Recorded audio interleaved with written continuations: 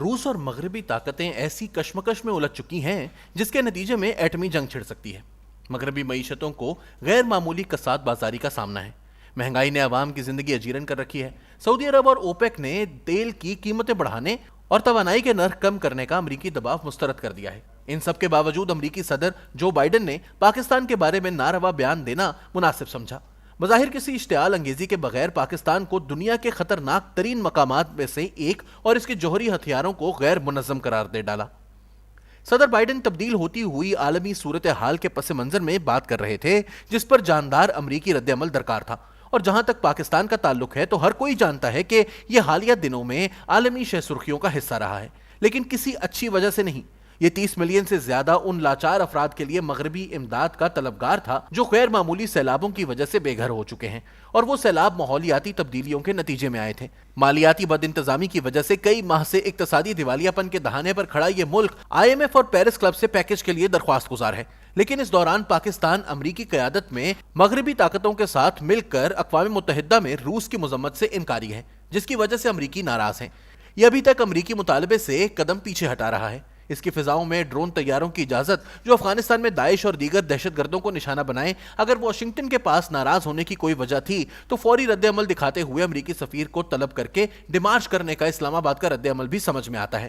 صدر بائیڈن کا منفی تبصرہ وزیر اعظم شہباز شریف اور chief of army staff general Qamar Javed Bajwa اور وزیر خزانہ اسحاق ڈار کی اپنے امریکی ہم منصب سے واشنگٹن میں کامیاب ملاقاتوں کے موقع پر سامنے آیا اور ان سب پر پانی پھیر گیا۔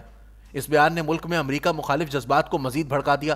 اگرچہ اس وقت PDM اور اسٹیبلشمنٹ پاک امریکہ تعلقات کو بحال کرنے کی سرتوڑ کوشش میں ہیں، جنہیں عمران اور ان کی حکومت کی تبدیلی کی سازش کی تھیری نے بری طرح زک پہنچائی تھی۔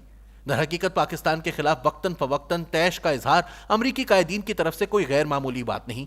صدر ڈونلڈ ٹرمپ پاکستان کے حوالے سے افغانستان میں دوہرا کھیل کھیلنے اور ڈبل کراس کرنے جیسے سخت الفاظ استعمال کرتے رہے ہیں۔ ایڈمرل مائک ملن نے بھی ایسا ہی کیا تھا۔ صدر بائیڈن نے عمران خان کو ہیلو کرنے سے انکار کر دیا کیونکہ عمران خان نے طالبان کو سراہتے ہوئے کہا تھا کہ انہوں نے امریکی غلامی کا بوجھ اتار پھینکا، نیز اسامہ بن لادن کو شہید بھی قرار دیا تھا۔ ایک ہوا جی اسامہ بن لادن کو انہوں نے امریکن نے آ کے ایبٹ آباد میں مار دیا۔ اس بیان بازی کی جڑ پاک امریکہ تعلقات کی تاریخ ہے۔ 4 عشروں تک پاک امریکہ مفادات سر جنگ کی ڈوری سے بندھے رہے۔ پاکستان سوویت یونین کے خلاف کئی ایک امریکی معاہدوں میں شریک تھا۔ اسے امریکہ کی طرف سے فوجی اور معاشی امداد بھی ملتی رہی، جس کا نقطہ عروج وہ اسلامی جہاد تھا جس نے 1987 میں سوویت یونین کو افغانستان سے نکال باہر کیا تھا۔ سوویت یونین کے انہدام پر سر جنگ تمام ہو گئی۔ اس کے ساتھ ہی امریکہ نے 1990 کی دہائی میں یو ٹرن لیتے ہوئے پاکستان پر معاشی پابندیاں عائد کر دیں جب اس نے اپنا جوہری پروگرام منجمد کرنے یا رول بیک کرنے سے انکار کر دیا۔ اس کے نتیجے میں پیدا ہونے والی تلخی کی جھلک پاکستانی ریاست اور معاشرے میں امریکہ مخالف جذبات کی صورت میں دیکھنے میں آئی، لیکن 11 ستمبر کے حملوں نے پاکستان کو امریکی دھمکی کیا تم ہمارے ساتھ ہو یا خلاف ہو کو تعلقات کی بحالی کے ایک پلیٹ فارم کے طور پر استعمال کرنے کا موقع دے دیا۔ اگلے ایک عشرے میں کم و بیش 20 بلین امریکی ڈالرز کے عوض پاکستان نے افغانستان میں طالبان کے خلاف نیٹو کو لاجسٹک سہولت فراہم کی، لیکن اس مرتبہ یہ معاونت غیر مبہم نہیں تھی۔ پاکستان افغانستان میں طالبان کے ساتھ اپنے طویل المدت مفادات سے دستبردار نہیں ہوا تھا، اور یہ مفادات بعض اوقات امریکی اہداف سے متصادم تھے۔ اس کے نتیجے میں جنگ طوالت اختیار کرتی گئی جس میں امریکی جانی نقصان بڑھتا گیا، یہاں تک کہ ویتنام کی طرح افغانستان سے بھی امریکیوں کو شکست کھا کر نکلنا پڑا۔ اس پر امریکیوں نے پاکستان پر دھوکہ دہی اور دوہرا کھیل کھیلنے کا اشتعال انگیز الزام لگایا۔ ان 2 دہائیوں میں پاکستان اپنے مفادات کو دیکھتے ہوئے چین کے قریب ہوتا گیا۔ اس دوران امریکہ کو بیجنگ کی طرف سے اپنی عالمی بالادستی کو درپیش معاشی اور سیاسی چیلنج نے پریشان کر رکھا تھا۔ اس پیش رفت کا مقابلہ کرنے کے لیے بھارت کے ساتھ تصویراتی شراکت داری بڑھانا شروع کر دی گئی۔ اب چین اور امریکہ کے درمیان محاذ آرائی ایک تناسب کی شکل اختیار کر گئی ہے۔ یوکرین کی جنگ نے روس اور چین کو قریب تر کر دیا ہے اور پاکستان خود کو دونوں کے درمیان ایک کشمکش میں پاتا ہے۔ اس کے مغرب کے ساتھ غیر متزلزل تجارتی اور امدادی روابط ہیں۔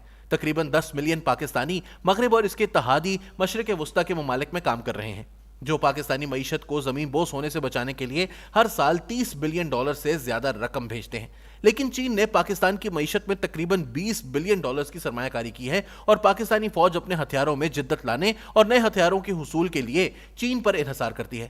اس نے اقوام متحدہ میں ویٹو پاور کا بھی استعمال کیا ہے تاکہ مقبوضہ کشمیر میں مسلح مزاحمت کی پشت پناہی کرنے پر پاکستان پر پابندیاں لگانے کی بھارت کی کاوش کو ناکام بنایا جا سکے۔ اس کوشش کو مغرب کی تائید بھی حاصل تھی، لہٰذا جب کسی بھی بین الاقوامی فورم پر دباؤ کا سامنا ہوتا ہے تو پاکستان امریکہ کے خلاف چین کا ساتھ دیتا ہے۔ एस्टैब्लिशमेंट की तरफ से वज़ा करदा पाकिस्तान का नया कौमी सलामती पॉलिसी फ्रेमवर्क खित्ते में जियो स्ट्रेटेजी के बजाय जियो इकोनॉमिक्स पर जोर देता है, क्योंकि पाकिस्तान को अपनी नाकाम मईशत और मुआशरे को तवाना करने के लिए तिजारत और इमदाद की अशद ज़रूरत है। इस नुस्खे के साथ मसला यह है कि पाकिस्तान की जियो इकोनॉमिक्स अमरीका और मगरब पर मुनहसिर है, जिनकी जुग्राफियाई हिकमत अमलियों की पाकिस्तान हिमायत करने के लिए तैयार नहीं।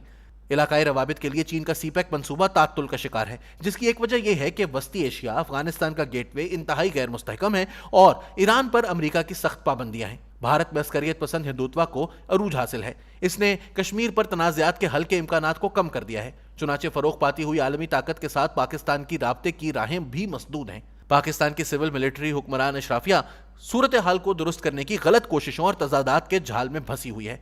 बैरूनी दुनिया में इसकी मईशत अमरीका और इसके मगरबी इत्तेहादियों से जुड़ी हुई है, लेकिन इसकी सियासत ने चीन का हाथ थाम रखा है। इस तजाद की वजह से जियो इकोनॉमिक्स रवाबित का सफर शुरू नहीं हो पा रहा। दाखिली तौर पर इसकी सियासत इंतहाई गैर जमहूरी अंदाज लिए हुए है। इसका मरकजी फार्मूला तकसीम करो और हुकूमत करो है, जो सियासी अदम इस्तेहकाम और मुआशी बेयकीनी पैदा कर रहा है।